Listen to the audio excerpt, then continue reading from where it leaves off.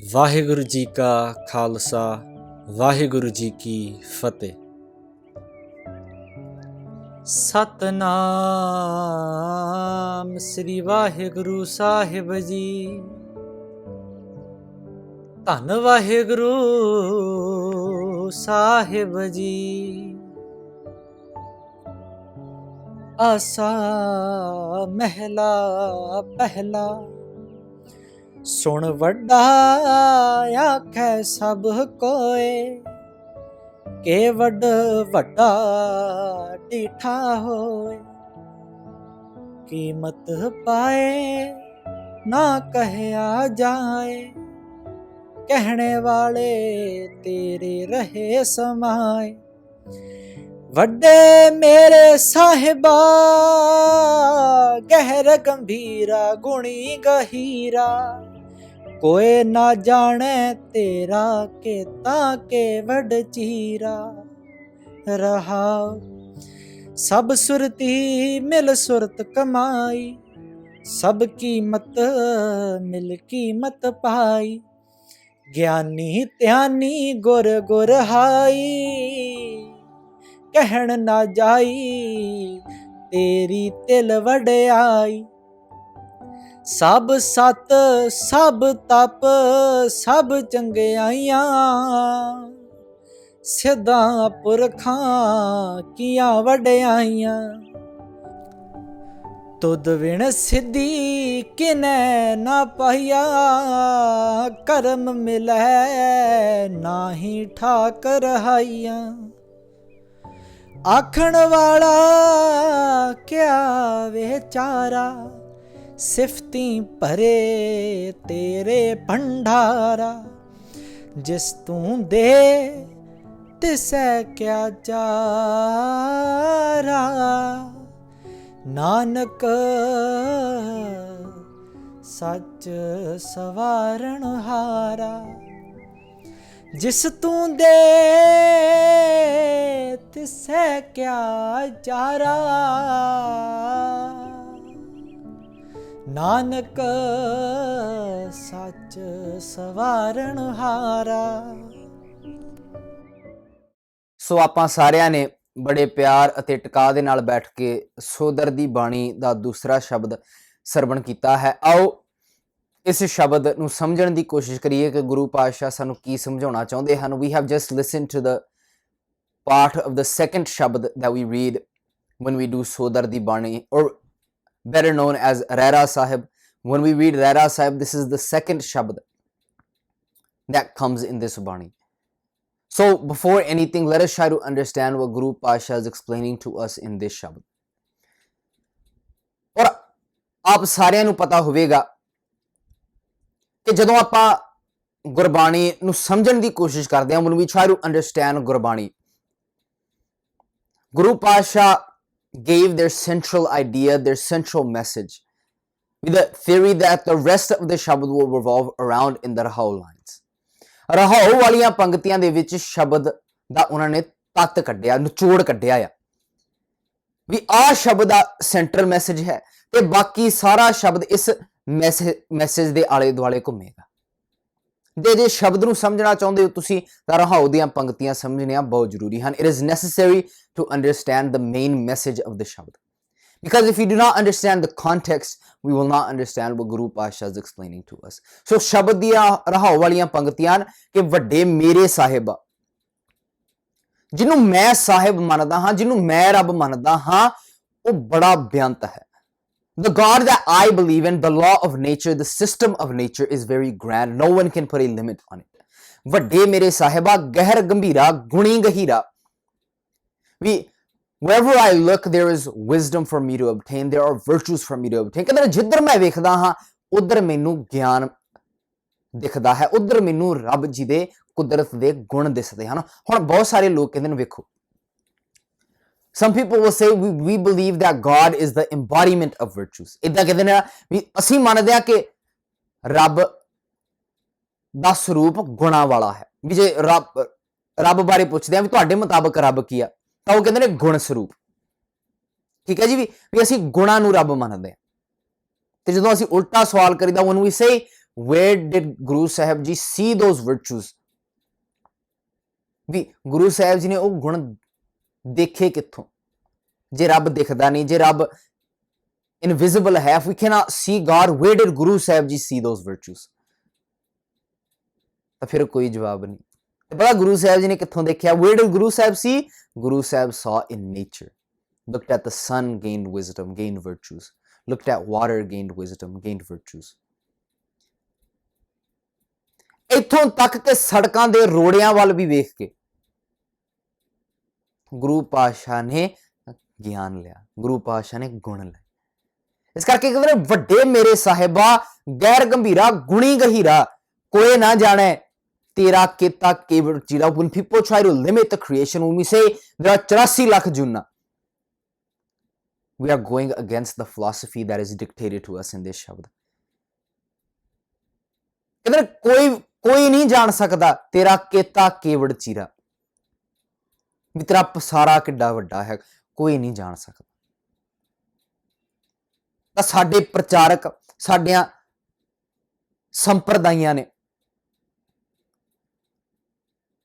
ਸਟੇਜਾਂ ਤੋਂ ਬਹਿ ਇਦਾਂ ਦੀਆਂ ਕਹਾਣੀਆਂ ਸੁਣਾਈਆਂ ਵੀ ਇਦਾਂ ਜੂਨਾਂ ਹੁੰਦੀਆਂ ਜੀ, 84 ਲੱਖ ਜੂਨਾਂ ਹੁੰਦੀਆਂ, ਵੀ 84 ਲੱਖ ਜੂਨਾਂ ਦੇ ਗੇੜ ਵਿੱਚੋਂ ਨਿਕਲ ਕੇ ਫਿਰ ਮਨੁੱਖਾ ਸਰੀਰ ਮਿਲਦਾ ਹੈ। ਤਾਂ ਪਰ ਕੀ ਜਦੋਂ ਅਸੀਂ 84 ਲੱਖ ਜੂਨਾਂ ਇਦਾਂ ਕਹਿ ਦਿੰਦੇ ਆ ਵੀ 84 ਲੱਖ ਜੂਨਾਂ ਹੀ ਹਨ, ਤਾਂ ਕੀ ਅਸੀਂ ਉਸ ਰੱਬ ਦਾ ਅੰਤ ਨਹੀਂ ਪਾ ਰਹੇ ਜਿਹਦੇ ਬਾਰੇ ਗੁਰੂ ਪਾਤਸ਼ਾਹ ਕਹਿੰਦੇ ਨੇ ਕਿ ਉਹਦਾ ਅੰਤ ਪਾਇਆ ਨਹੀਂ ਜਾ ਸਕਦਾ? ਬਾਰ-ਬਾਰ ਬੇਨਤੀ ਕਰੀਦੀ ਆ, that was the prevalent language of society at that time. The Brahmin said that there were 84 lakh ਜੂਨਾਂ। ਬ੍ਰਾਹਮਣ ਦਾ ਮੰਨਣਾ ਸੀ, ਪੁਜਾਰੀ ਦਾ ਮੰਨਣਾ ਸੀ। ਉਸ ਵੇਲੇ ਬੋਧੀ ਧੋਤੀ ਵਾਲਾ ਪੁਜਾਰੀ ਸੀ, ਤਾਂ ਅੱਜ ਸਾਡੇ ਪੱਗਾਂ ਵਾਲੇ ਆ ਗਏ, ਦਮਾਲਿਆਂ ਵਾਲੇ ਆ ਗਏ, ਚੋਲਿਆਂ ਵਾਲੇ ਆ ਗਏ, ਕੁੜਤਿਆਂ ਵਾਲੇ ਆ ਗਏ, ਜਿਹੜੇ ਉਸੇ ਪੁਜਾਰੀ ਦੀ ਫਿਲਾਸਫੀ ਨੂੰ ਲੈ ਕੇ ਇਹ ਗੱਲ ਕਹਿੰਦੇ ਨੇ ਜੀ ਗੁਰੂ ਪਾਤਸ਼ਾਹ ਕਹਿੰਦੇ ਨੇ ਵੀ 84 ਲੱਖ ਜੂਨਾਂ। ਜਦੋਂ ਗੁਰਬਾਣੀ ਵਿੱਚ ਸ਼ਬਦ ਵੀ ਆਉਂਦੇ ਨਾ, when there are ਸ਼ਬਦ in Gurbani that reference 84 lakh ਜੂਨਾਂ, Guru Pasha only used those shabd because it was easy for the general public to understand. ਪ੍ਰਚਲਿਤ ਭਾਸ਼ਾ ਉਹਨਾਂ ਨੂੰ ਵਰਤਣੀ ਪਈ ਕਿਉਂਕਿ ਸਮਝਣੀ ਸੌਖੀ ਸੀ। ਤਾਂ ਗੁਰੂ ਸਾਹਿਬ ਜੀ ਨੂੰ ਆਪਦੀ ਗੱਲ ਸਮਝਾਉਣੀ ਸੌਖੀ ਸੀ ਉਹਨਾਂ ਦੀ ਭਾਸ਼ਾ ਵਿੱਚ। ਠੀਕ ਹੈ ਜੀ, ਪਰ ਭਾਸ਼ਾ ਕਹਿੰਦੇ ਨੇ ਅੰਤ ਨਹੀਂ ਪਾਇਆ ਜਾ ਸਕਦਾ। There is no limit that can be put on it. And when they say there is no limit that can be put on the law of nature, the system of nature, ਜਦੋਂ ਇਹ ਗੱਲ ਕਹਿੰਦੇ ਨੇ ਰੱਬ ਦਾ ਅੰਤ ਨਹੀਂ ਪਾਇਆ ਜਾ ਸਕਦਾ, ਤਾਂ ਨਾਲੇ ਵੀ ਕਹਿ ਦਿੰਦੇ ਆ ਬੰਦਿਆ ਤੂੰ ਵੀ ਉਸ ਰੱਬ ਦਾ ਹਿੱਸਾ ਆ, ਤੇਰਾ ਵੀ ਨਹੀਂ ਅੰਤ ਪਾਇਆ ਜਾ ਸਕਦਾ, ਤੂੰ ਜੋ ਮਰਜ਼ੀ ਕਰ ਸਕਦਾ ਇੱਥੇ। And they say you are also a part of that God. If we cannot put a limit on that God's creation, we cannot put a limit on what you can do as well. You can do whatever you want in this world. You just have to access your brain, access those virtues that are already inside of you. So ਸ਼ਬਦ ਦੀ ਸ਼ੁਰੂਆਤ ਹੁੰਦੀ ਹੈ, ਪਾਤਸ਼ਾਹ ਕਹਿੰਦੇ ਨੇ ਵੀ ਸੁਣ ਵੱਡਾ ਆਖੈ ਸਭ ਕੋਏ, everyone hearing of God's glory, meaning the Pujari constructed their own God and they gave that God his virtues. These are God's virtues. And what did the people do? They listened to the Pujari and they started singing that God's praises. ਕਹਿੰਦੇ ਨੇ ਇੱਕ ਰੱਬ ਘੜ ਲਿਆ ਪੁਜਾਰੀਆਂ ਨੇ, ਤਾਂ ਉਸ ਰੱਬ ਦੇ ਨਾਲ ਉਹਨਾਂ ਨੇ ਗੁਣ ਜੋੜ ਦਿੱਤੇ ਵੀ ਆਹ ਰੱਬ ਜਿਹਦੇ ਗੁਣ ਹਨ। ਤੇ ਲੋਕਾਂ ਨੇ ਕੀ ਕੀਤਾ? ਲੋਕਾਂ ਨੇ ਸੁਣ ਕੇ ਵਡਿਆਈ ਰੱਬ ਦੀ ਪੁਜਾਰੀ ਕੋਲੋਂ, ਤਾਂ ਆਖਣ ਲੱਗ ਪਏ ਸੁਣ ਵੱਡਾ ਆਖੈ ਸਭ ਕੋਏ, ਕੇਵੜ ਵੱਡਾ ਡੀਠਾ ਹੋਏ। But how great is that God? How great is my ਸਾਹਿਬ, ਮੇਰੇ ਸਾਹਿਬਾ, ਵੀ ਉਹ ਕਿੱਡਾ ਵੱਡਾ ਹੈ। ਉਹ ਸੁਰਤ ਲਾ ਕੇ, ਉਹ ਸੁਰਤ ਕੁਦਰਤ ਦੇ ਨਾਲ ਜੁੜ ਕੇ ਹੀ ਪਤਾ ਲੱਗਦਾ ਵੀ ਉਹ ਰੱਬ ਕਿੱਡਾ ਵੱਡਾ ਹੈ। You can only find nature's greatness when you try to understand its wisdom. ਜਦੋਂ ਭਗਤ ਕਬੀਰ ਜੀ ਵਰਗੇ ਕਹਿੰਦੇ ਨੇ ਨਾ ਵੀ ਆਹ ਪੁਜਾਰੀ ਮੈਨੂੰ ਕਹਿੰਦਾ ਨਾ ਵੀ ਅੱਲਾ ਅਲੱਖ ਨਾ ਜਾਈ ਲਖਿਆ, the pujaris tell me that I cannot see God.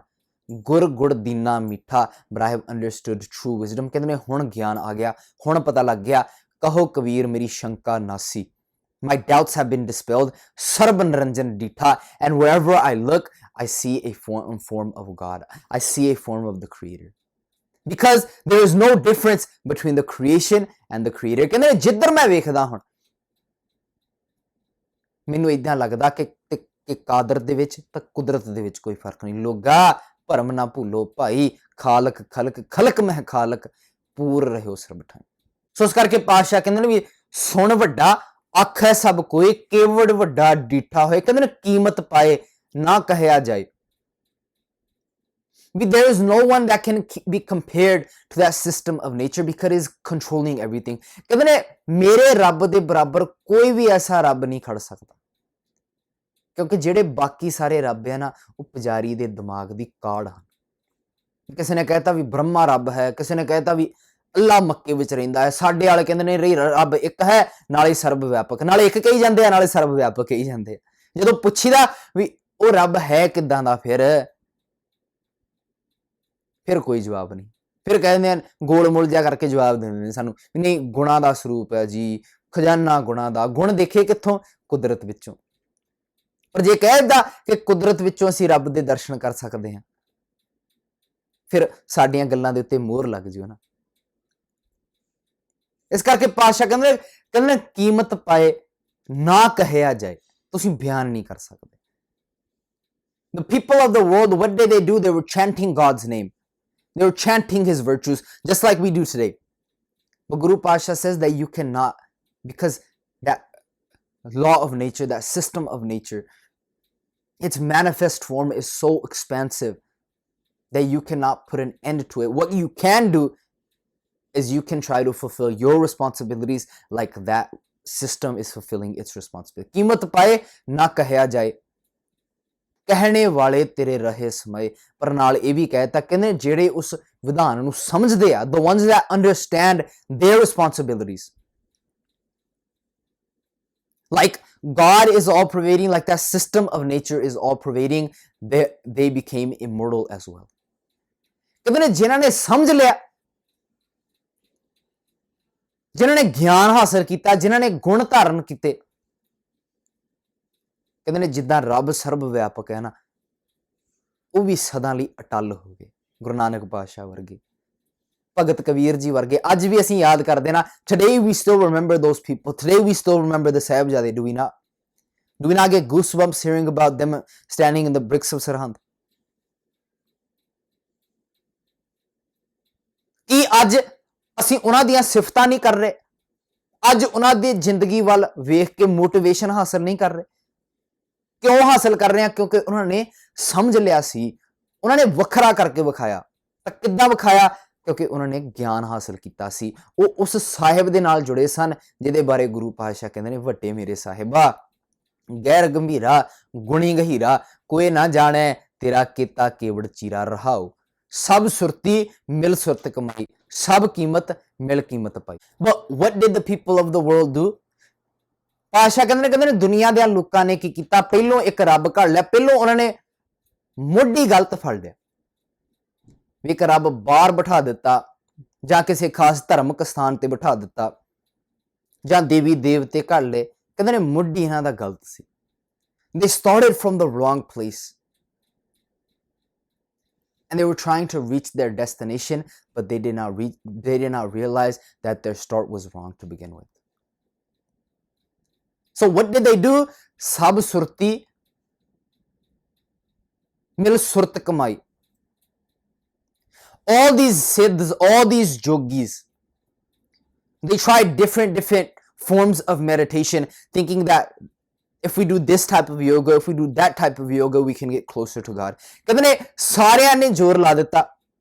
ਕੋਈ ਸਮਾਧੀਆਂ ਲਾ ਕੇ ਬਹਿ ਗਿਆ, ਕੋਈ ਪਹਾੜੀਆਂ ਤੇ ਚੜ ਗਿਆ, ਕੋਈ ਘਰ-ਬਾਰ ਛੱਡ ਕੇ ਤੁਰ ਪਿਆ ਵੀ ਅਸੀਂ ਰੱਬ ਨੂੰ ਪਾਉਣ ਤੁਰੇ ਹਾਂ ਜੀ, ਅਸੀਂ ਰੱਬ ਜੀ ਦੇ ਦਰਸ਼ਨ ਕਰ ਲੈਂਦੇ ਹਨ, ਅਸੀਂ ਜੋਗ ਮਤ ਅਪਣਾ ਕੇ ਅਸੀਂ ਰੱਬ ਦੇ ਨਾਲ ਸਾਂਝ ਪਾ ਲੈਣੀ ਹੈ। ਸਭ ਸੁਰਤੀ ਮਿਲ ਸੁਰਤ ਕਮਾਈ, ਸਭ ਕੀਮਤ ਮਿਲ ਕੀਮਤ ਪਾਈ। And everyone tried to find God. Everyone tried to get closer to that God that was an imagination of their brain to begin with. They did not realize who was that Sahib that they were supposed to connect with. They did not realize that they were also a form of the creation. ਸਭ ਕੀਮਤ ਮਿਲ ਕੀਮਤ ਪਾਈ, ਗਿਆਨੀ ਧਿਆਨੀ ਗੁਰ ਗੁਰਹਾਈ।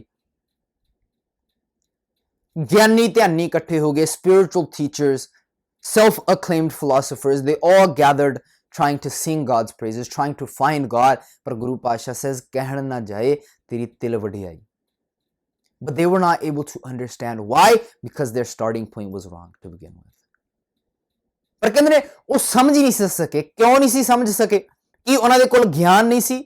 ਗਿਆਨ ਸੀ, ਬਹੁਤ ਗਿਆਨ ਹੈ ਦੁਨੀਆ ਦੇ ਲੋਕਾਂ ਦੇ ਕੋਲ, ਪਰ ਉਹਨਾਂ ਦੀ ਸਵਾਰਥ ਕਹਿ ਲੋ, ਉਹਨਾਂ ਦੀ ਹਉਮੈ ਕਹਿ ਲੋ, ਜਿੱਦ ਕਹਿ ਲੋ ਉਹਨਾਂ ਦੀ, ਉਹ ਰਿਐਲਿਟੀ ਦੇ ਨਾਲ ਸਾਂਝ ਨਹੀਂ ਪਾ ਸਕਦੇ। ਅੰਦਰ ਖਾਤੇ ਉਹਨਾਂ ਨੂੰ ਜ਼ਰੂਰ ਪਤਾ ਹੈ ਵੀ ਅਸਲੀਅਤ ਕੀ ਹੈ। People know the reality, but because of their ego, because of their stubbornness, because of worrying what people of the world will think, they compromise with their feelings. ਉਹ ਸਮਝੌਤਾ ਕਰ ਲੈਂਦੇ ਹਨ ਵੀ ਸਾਡੀ ਜਿੱਦ ਆਏ ਜੀ, ਅਸੀਂ ਨਹੀਂ ਮੰਨਣਾ, ਜੇ ਫਲਾਨਾ ਬੰਦਾ ਇਦਾਂ ਕਹਿੰਦਾ ਨਾ ਅਸੀਂ ਨਹੀਂ ਕਹਿਣਾ, ਭਾਵੇਂ ਸਾਨੂੰ ਪਤਾ ਹੈ। ਗਿਆਨੀ ਧਿਆਨੀ ਗੁਰ ਗੁਰਹਾਈ, ਕਹਿਣ ਨਾ ਜਾਏ ਤੇਰੀ ਤਿਲ ਵਡਿਆਈ। ਉਹ ਸਮਝ ਨਹੀਂ ਸੀ ਸਕੇ ਵੀ ਸਭ ਸੱਤ, ਸਭ ਤਪ, ਸਭ ਚੰਗਿਆਈਆਂ, ਵੀ all these so-called good things that people were doing in the name of religion, they would do rituals in the name of religion, thinking that they would get closer to God. ਕਹਿੰਦੇ ਨੇ ਦੁਨੀਆ ਦੇ ਲੋਕਾਂ ਨੇ ਬੜੀਆਂ ਧਰਮ ਦੇ ਨਾਮ ਤੇ ਉਹਨਾਂ ਨੇ ਬਹੁਤ ਕਰਮ ਕਾਂਡ ਕੀਤੇ, ਪਖੰਡ ਕੀਤਾ। ਪਰ ਪੁਜਾਰੀ ਨੇ ਕੀ ਕੀਤਾ? ਪੁਜਾਰੀ ਨੇ ਇਦਾਂ ਸਾਬਤ ਕਰਨ ਦੀ ਕੋਸ਼ਿਸ਼ ਕੀਤੀ ਦੁਨੀਆ ਨੂੰ ਕਿ ਤੁਸੀਂ ਬਹੁਤ ਚੰਗੇ ਕੰਮ ਕਰ ਰਹੇ ਹੋ, ਵੀ ਵਰਤ ਰੱਖਿਆ, ਬੱਲੇ ਬੱਲੇ ਬੱਲੇ। ਭਾਵੇਂ ਤੁਸੀਂ ਆਰੇ ਦੇ ਉੱਤੇ ਵੀ ਛਾਲ ਮਾਰੋ ਨਾ, ਤੁਹਾਡੇ ਸਵਰਗ ਲੋਕਾਂ ਦੇ ਵਿੱਚ ਬੱਲੇ ਬੱਲੇ ਹੋਵੇਗੀ। ਤੁਸੀਂ ਦਾਨ ਪੁੰਨ ਕਰੋ, ਸਾਨੂੰ ਘਰ ਦੀਆਂ ਔਰਤਾਂ ਸਾਨੂੰ ਭੇਟ ਕਰੋ, ਆ ਧਰਮ ਦਾ ਕਰਮ ਗਿਣਿਆ ਜਾਂਦਾ ਸੀ ਉਸ ਵੇਲੇ। This was taught to be religion at that time. We go on a hunger strike, jump on a saw and gain eternal life after death, give us charity in the name of religion. These were all thought to be good things at that time. ਸਭ ਸਤ, ਸਭ ਤਪ, ਸਭ ਚੰਗਿਆਈਆਂ, ਸਿੱਧਾ ਪੁਰਖਾਂ ਕੀਆਂ ਵਡਿਆਈਆਂ। With the different mantra that the yogis would read, the different forms of meditation that they would try to do. ਕਹਿੰਦੇ ਨੇ ਜਿਹੜੀਆਂ ਰਿੱਧੀਆਂ ਸਿੱਧੀਆਂ ਵੀ ਸਨ ਨਾ, ਉਹ ਵੀ ਲੋਕੀ ਮੰਨਦੇ ਸਨ ਕਿ ਆ ਸਿੱਧ ਰੱਬ ਨੂੰ ਖੁਸ਼ ਕਰਨ ਵਾਸਤੇ ਸਾਰਾ ਕੁਝ ਕਰ ਰਹੇ ਹਨ। ਘਰ-ਬਾਰ ਛੱਡਿਆ, ਰੱਬ ਨੂੰ ਖੁਸ਼ ਕਰਨ ਵਾਸਤੇ ਛੱਡਿਆ। ਦਰ-ਦਰ ਤੇ ਜਾ ਕੇ ਮੰਗਦੇ ਆ ਨਾ, ਰੋਟੀਆਂ ਖਾਤਰ ਮੰਗਦੇ ਆ, ਕੋਈ ਗੱਲ ਨਹੀਂ ਅਸੀਂ ਦੇਣ ਲਈ ਤਿਆਰ ਹਾਂ, ਕਿਉਂਕਿ ਉਹਨਾਂ ਨੇ ਧਰਮਕ ਵਰਦੀ ਪਾਈ ਆ। ਇਹ ਰੱਬ ਦੇ ਬੰਦੇ ਹਨ ਜੀ, ਬਹੁਤ ਖਾਸ ਹਨ। ਸਭ ਸਤ, ਸਭ ਤਪ, ਸਭ ਚੰਗਿਆਈਆਂ, ਸਿੱਧਾ ਪੁਰਖਾਂ ਕੀਆਂ ਵਡਿਆਈਆਂ, ਤੁਧ ਵਿਣ ਸਿੱਧੀ ਕਿਨੇ ਨਾ ਪਾਈਆ। But Guru Pasha says, without understanding that true wisdom, why do people do rituals in the name of religion? To gain peace of mind, to gain a sense of belief, a sense of belonging, that yeah, I did something. But Guru Pasha says, if you are really looking for that sense of belonging, if you are really looking for that thapada, if you are really looking for that feeling of accomplishment, why not connect yourself with true wisdom, with true virtues, bring those virtues into your life, bring that wisdom into your life, and do something for the betterment of society, instead of giving charity to people who do not do anything for anyone, like the Pujari system at that time. ਹੁਣ ਬੰਦਾ ਧਰਮ ਦੇ ਨਾਮ ਤੇ ਕਰਮ ਕਿਉਂ ਕਰਦਾ ਹੈ? ਹੁਣ ਆਪਣੇ ਆਪ ਤੇ ਲਾ ਕੇ ਦੇਖੋ, ਮੈਂ ਧਰਮ ਦੇ ਨਾਮ ਤੇ ਕਰਮ ਕਾਂਡ ਕਿਉਂ ਕਰ ਰਿਹਾ ਹਾਂ? ਤਾਂ 95% ਲੋਕੀ, 99% ਲੋਕੀ ਲਾ ਲਓ, ਧਰਮ ਦੇ ਨਾਮ ਤੇ ਕਰਮ ਕਾਂਡ ਇਸ ਕਰਕੇ ਕਰਦੇ ਨਾ ਕਿਉਂਕਿ ਉਹਨਾਂ ਨੂੰ ਸਕੂਨ ਮਿਲਦਾ ਹੈ ਵੀ ਹਾਂ ਮੈਂ ਕੁਛ ਕੀਤਾ ਜੀ। ਤੇ ਗੁਰੂ ਪਾਤਸ਼ਾਹ ਨੇ ਕਿਹਾ ਠੀਕ ਹੈ, ਤੁਸੀਂ ਸਕੂਨ ਭਾਲਦੇ ਹੋ,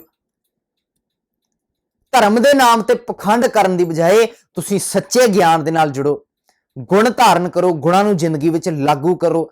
ਇਹ ਮੰਨ ਕੇ ਚੱਲੋ ਕਿ ਕਹੇ ਕਬੀਰ ਇਹ ਰਾਮ ਕੀ ਅੰਸ਼, ਮੈਂ ਵੀ ਉਹਦਾ ਹਿੱਸਾ ਆ ਇੱਕ, ਤਾਂ ਤੁਸੀਂ ਸਮਾਜ ਲਈ ਉਸਾਰੂ ਕੰਮ ਕਰਨੇ ਸ਼ੁਰੂ ਕਰੋ। ਤੁਧ ਵਿਣ ਸਿੱਧੀ ਕਿਨੇ ਨਾ ਪਾਈਆ। ਕਰਮ ਮਿਲੇ ਜਿਹੜੇ ਇਸ ਸਿੱਖਿਆ ਨੂੰ ਹਾਸਲ ਕਰਦੇ ਨੇ, ਜਿਹੜੇ ਸਮਝ ਲੈਂਦੇ ਹਨ, the ones that understand this, ਕਰਮ ਮਿਲੇ ਨਹੀਂ ਠਾਕ ਰਹਾਈਆ। no one can put a roadblock from reaching their destination.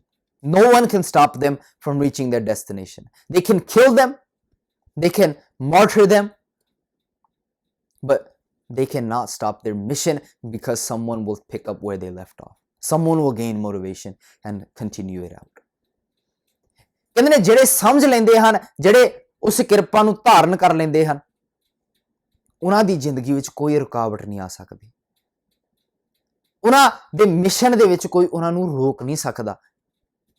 ਬੱਚੇ ਸ਼ਹੀਦ ਕਰਾ ਸਕਦੇ ਆ, ਤਵੀ ਤੇ ਬਿਠਾ ਸਕਦੇ ਆ, ਆਨੰਦਪੁਰ ਛਡਾ ਸਕਦੇ ਆ, ਪਰ ਜੇ ਇਹ ਕਹੀਏ ਨਾ ਕਿ ਕੋਈ ਬੰਦਾ ਸਿੰਘ ਬਹਾਦਰ ਆਣ ਕੇ ਉਹਨਾਂ ਦਾ ਕਾਰਜ ਨਾ ਪੂਰਾ ਕਰੇ ਤਾਂ ਅਸੀਂ ਗਲਤ ਹੋਵਾਂਗੇ, ਕਿਉਂਕਿ ਕਿਸੇ ਨਾ ਕਿਸੇ ਬੰਦੇ ਨੂੰ ਕਿਤੇ ਨਾ ਕਿਤੇ ਜਾ ਕੇ ਕੋਈ ਜਾਣਾ ਤੁਹਾਡੀ ਜ਼ਿੰਦਗੀ ਵਿੱਚੋਂ ਇੰਸਪਾਇਰ ਹੋਵੇਗਾ। ਯਾਰ ਇਹਨੇ ਸਾਰਾ ਕੁਝ ਲੁਟਾ ਦਿੱਤਾ, ਇਹਨੇ ਸਾਰਾ ਕੁਝ ਵਾਰ ਦਿੱਤਾ, ਸਾਰਾ ਕੁਝ ਕੁਰਬਾਨ ਕਰ ਦਿੱਤਾ ਸੱਚ ਦੀ ਖਾਤਰ। ਅੱਜ ਮੈਨੂੰ ਸੱਚ ਪਤਾ ਲੱਗ ਗਿਆ, ਅੱਜ ਮੈਂ ਇਹਦੇ ਨਾਲ ਖੜਾਂਗਾ, ਭਾਵੇਂ ਇਹ ਸੰਸਾਰ ਤੇ ਨਹੀਂ ਹੈਗਾ ਪਰ ਮੈਂ ਇਹਦੇ ਨਾਮ ਤੇ ਕੰਮ ਕਰਾਂਗਾ। ਜਿੱਦਾਂ ਅਸੀਂ ਗੁਰੂ ਨਾਨਕ ਪਾਤਸ਼ਾਹ ਦੇ ਨਾਮ ਹੇਠਾਂ ਕੰਮ ਕਰਦੇ ਹਾਂ, ਉਸੇ ਦੇ ਹੀ ਵਾਰਸ ਹਾਂ ਜੀ, ਉਹੀ ਸਾਡੀ ਬੜਕ ਹੋਊ। ਕਿਉਂਕਿ ਉਹਨਾਂ ਦੀ ਜ਼ਿੰਦਗੀ ਵਿੱਚੋਂ ਅਸੀਂ ਮੋਟੀਵੇਸ਼ਨ ਗੇਨ ਕੀਤਾ ਕਿ ਉਹਨਾਂ ਨੇ ਉਸ ਵੇਲੇ they said these things in a dictatorship। ਜੇ ਅੱਜ ਅਸੀਂ ਘਰਾਂ ਵਿੱਚ ਬੈਠ ਕੇ ਵੀ ਸਾਰਾ ਕੁਝ ਸਾਡੇ ਕੋਲ ਹੋਣ ਦੇ ਬਾਵਜੂਦ ਵੀ ਸੱਚ ਨੂੰ ਜਾਣਦੇ ਵੀ ਉਹਨਾਂ ਦੀ ਗੱਲ ਨਾ ਅੱਗੇ ਲਿਜਾ ਕੇ ਚੱਲੀਏ ਤਾਂ ਲਾਹਨਤ ਹੀ ਹੋਊਗੀ ਸਾਡੇ ਤੇ ਨਾ।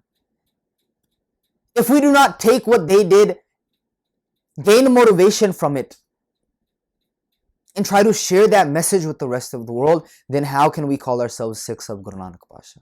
We can't, right? So, which is why if you gain true wisdom, bring that virtues into your life, bring that wisdom into your life, no one can stop you from reaching your goal. Karma mile na thak rahaiya, aakhan wala kya bichara, sifti bhare tere pandar. Guru Pasha says that one cannot put a limit onto you। ਕਹਿੰਦੇ ਕੋਈ ਜਾਣਾ ਤੇਰਾ ਅੰਤ ਨਹੀਂ ਪਾ ਸਕਦਾ, ਕੋਈ ਜਾਣਾ ਕੁਦਰਤ ਦੇ ਨਿਯਮਾਂ ਦਾ ਅੰਤ ਨਹੀਂ ਪਾ ਸਕਦਾ, ਪਰ ਇਹ ਜ਼ਰੂਰ ਕਰ ਸਕਦਾ ਵੀ ਸਿਫਤੀ ਭਰੇ ਤੇਰੇ ਭੰਡਾਰਾ, ਉਹ ਗਿਆਨ ਹਾਸਲ ਕਰ ਸਕਦਾ ਹੈ। But he can gain wisdom from that understanding. He can bring virtues by looking at each and everything that he sees in nature. By becoming a true Sikh, by becoming a true learner, he can obtain wisdom, he can obtain virtues. ਆਖਣ ਵਾਲਾ ਕਿਆ ਵਿਚਾਰਾ, ਸਿਫਤੀ ਭਰੇ ਤੇਰੇ ਭੰਡਾਰਾ, ਜਿਸ ਤੂੰ ਦੇਹ ਤਿਸੇ ਕਿਆ ਚਾਰਾ। ਹੁਣ ਜਿਸ ਤੂੰ ਦੇ ਅਰਥ ਕੀ ਆ? ਇਹਦੇ ਅਰਥ ਇਹੀ ਹਨ ਵੀ ਕਿਰਪਾ ਫੈਲੀ ਹੋਈ ਹੈ। The kirpa is all around us, the blessings are all around us. It is up to us to gain that kirpa. It is up to us to utilize that kirpa. ਜਿਸ ਤੂੰ ਦੇਹ ਤਿਸੇ ਕਿਆ ਚਾਰਾ। ਰੱਬ ਕੁਦਰਤ ਨੇ ਹਰੇਕ ਇਨਸਾਨ ਦੇ ਉੱਤੇ ਨਿਗਾਹ ਰੱਖੀ ਹੈ, ਹਰੇਕ ਇਨਸਾਨ ਦੀ ਪਾਲਣਾ ਉਹ ਵਿਧਾਨ ਕਰ ਰਿਹਾ ਹੈ। ਹਰੇਕ ਇਨਸਾਨ ਦੇ ਉੱਤੇ ਉਸ ਵਿਧਾਨ ਦੀ, ਉਸ ਸਿਸਟਮ ਦੀ ਕਿਰਪਾ ਹੈ। ਕਿਉਂ ਕਿਰਪਾ ਹੈ? ਕਿਉਂਕਿ ਅਸੀਂ ਵੀ ਉਹਦਾ ਰੂਪ ਹਾਂ। ਅਸੀਂ ਉਸ ਕਿਰਪਾ ਨੂੰ ਵਰਤ ਕੇ, ਉਸ ਕਿਰਪਾ ਨੂੰ ਸਮਝ ਕੇ ਨਾਨਕ ਸੱਚ ਸਵਾਰਨ ਹਾਰਾ, ਸੱਚ ਦੇ ਨਾਲ ਇੱਕ ਵਾਰ ਖੜ ਜਾਈਏ। Stand with the truth. Why? Because ਵੱਡੇ ਮੇਰੇ ਸਾਹਿਬਾ, ਗਹਿਰ ਗੰਭੀਰਾ, ਗੁਣੀ ਗਹੀਰਾ, ਕੋਈ ਨਾ ਜਾਣੇ। No one can put a limit on it, but they can try to understand it and they can try to become a part of that system. Like it is doing its job, I can do my job as well. I know the truth, I will share that truth with the rest of the world. ਮੈਨੂੰ ਸਮਝ ਆ ਗਈ, ਮੈਂ ਦੁਨੀਆ ਦੇ ਲੋਕਾਂ ਨੂੰ ਸਮਝਾਉਣ ਦੀ ਕੋਸ਼ਿਸ਼ ਕਰਾਂਗਾ। ਮੈਨੂੰ ਪਤਾ ਪੁਜਾਰੀ ਗਲਤ ਕਰ ਰਿਹਾ ਹੈ, ਮੈਨੂੰ ਪਤਾ ਸਿਸਟਮ ਵਿਗੜ ਚੁੱਕਾ ਹੈ, ਮੈਂ ਆਵਾਜ਼ ਉਠਾਵਾਂਗਾ, ਮੈਂ ਦੁਨੀਆ ਦੇ ਲੋਕਾਂ ਦੀ ਮਦਦ ਕਰਨ ਦੀ ਕੋਸ਼ਿਸ਼ ਕਰਾਂਗਾ। ਨਾਨਕ ਸੱਚ ਸਵਾਰਨ ਹਾਰਾ। ਸੋ ਆਓ, let us read Gurbani, let us understand Gurbani, let us bring Gurbani into our daily lives so that we may live a life full of confidence, a life full of freedom, like our Guru Pasha, like our forefathers lived before us। ਆਓ ਗੁਰਬਾਣੀ ਪੜ੍ਹ ਕੇ, ਵਿਚਾਰ ਕੇ, ਆਜ਼ਾਦੀ ਨਾਲ ਆਪਣੇ ਫੈਸਲੇ ਆਪ ਲਈਏ, ਜਿਵੇਂ ਕਿ ਸਾਡੇ ਪਾਤਸ਼ਾਹਾਂ ਨੇ ਲਏ ਸਨ। ਗੁਰਬਾਣੀ ਤੋਂ ਇਹ ਸਮਝਣ ਦੀ ਕੋਸ਼ਿਸ਼ ਕਰੀਏ ਵੀ ਅੱਜ ਦੀ ਡੇਟ ਵਿੱਚ ਸਾਡੀਆਂ ਜ਼ਿੰਮੇਵਾਰੀਆਂ ਕੀ ਹਨ, ਉਹਨਾਂ ਨੂੰ ਨਿਭਾਉਣ ਦੀ ਕੋਸ਼ਿਸ਼ ਕਰੀਏ, ਜਿਵੇਂ ਕਿ ਸਾਡਿਆਂ ਪਾਤਸ਼ਾਹਾਂ ਨੇ 500 ਸਾਲ ਪਹਿਲਾਂ ਸਮਾਜ ਨੂੰ, ਦੁਨੀਆ ਨੂੰ ਨਿਭਾ ਕੇ ਵਿਖਾਈਆਂ। ਅੱਜ ਲਈ ਇੰਨੀਆਂ ਬੇਨਤੀਆਂ ਪ੍ਰਵਾਨ ਕਰਨੀਆਂ ਜੀ। ਦਿਓ ਇਜਾਜ਼ਤ, ਬੁਲਾਓ ਫਤਿਹ। ਵਾਹਿਗੁਰੂ ਜੀ ਕਾ ਖਾਲਸਾ, ਵਾਹਿਗੁਰੂ ਜੀ ਕੀ ਫਤਿਹ ਜੀ।